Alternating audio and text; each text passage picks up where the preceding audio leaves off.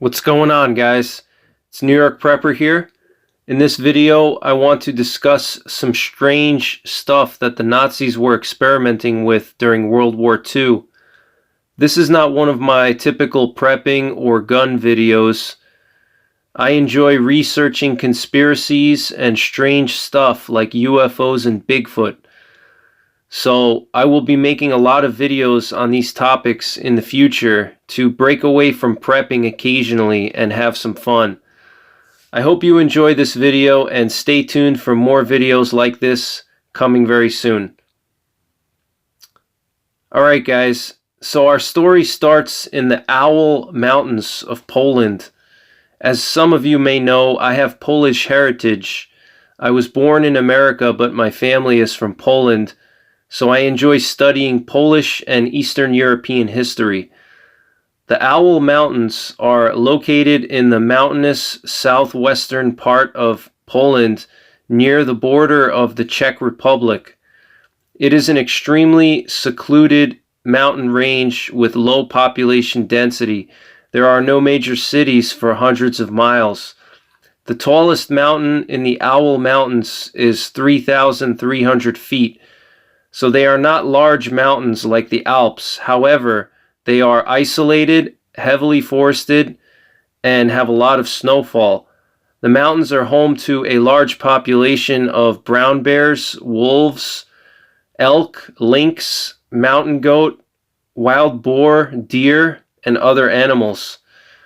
It is underneath the Owl Mountains near the present-day town of Wałbrzych, Poland, where the Nazis were building something very strange during World War II. Enter the Riese complex, or Project Riese, as codenamed by the Nazis, which means the Giant Complex, or Project Giant. Alright, this complex or project is a giant network of tunnels that are hundreds of feet under the Owl Mountains and stretch for miles. The Polish government has actually turned this complex into a tourist attraction and has opened up many of the tunnels and above-ground ruins to the public. There are over 100 known tunnels under the mountains, and there are many tunnels that have yet to be discovered or have caved in. Documents show that slave labor during World War II was used from nearby concentration camps to dig out the giant network of tunnels by hand, where tens of thousands of prisoners were literally worked to death. Modern historians and scientists will tell you that the complex was not completed in time before the Allies moved in, and thus the complex was abandoned in a partially completed state. The theory that scientists and historians have proposed as to why the tunnels were created was that they were going to be the new headquarters and bunker for Hitler, and that he had planned to relocate from his existing headquarters at the time, which was in the Wolf's Lair, located in northeastern Poland.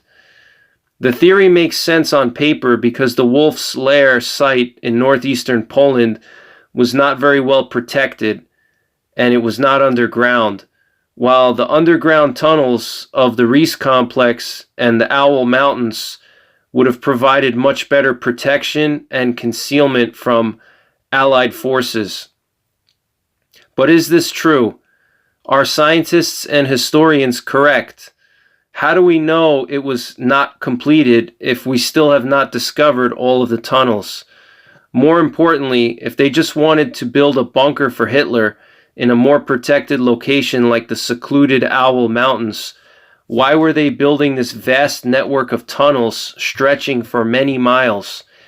Interestingly, the tunnels also led to the Książ Castle in Wałbrzych, which was a Polish castle converted to one of Hitler's headquarters during the war, which he named the Führerstein. Why were the Nazis investing so much time and effort into building this complex? What was its purpose? A doomsday bunker? A nuclear weapons factory? Munitions factory? Or simply just a new headquarters for Hitler like modern historians believe. But what if it was something else? What if they were creating these tunnels for something sinister? Maybe they were conducting secret experiments under the Owl Mountains in Poland. Maybe they were trying to reanimate dead people or create zombies. It's hard to say exactly, but one possible explanation of what was happening down there in those tunnels comes from a Polish author by the name of Igor Witkowski, who wrote a book in 2000 called The Truth About the Wunderwaffe. And the Wunderwaffe means wonder weapons. In the book, he details various types of advanced Nazi weapons or wonder weapons that the Nazis were developing. Igor found the details of these wonder weapons from archives as well as from intelligence officials from various countries who had access to Nazi documents after the war ended. These so-called wonder weapons were envisioned by the Nazis as being far beyond the weapons of the time and as a way to ensure global military dominance and thus Nazi global domination. One of the most interesting wonder weapons that Igor discovered in his research was something called Die Glocke, which means the bell. The information about this wonder weapon was obtained from a Polish intelligence officer in 1997 who shared some Nazi documents recovered by the Polish government after the war. The documents detailed an acorn-shaped device that was designed to generate an anti-gravity field. It was supposedly tested at the Riese complex along with other wonder weapons, hence the reason why Project Riese had to be deep underground.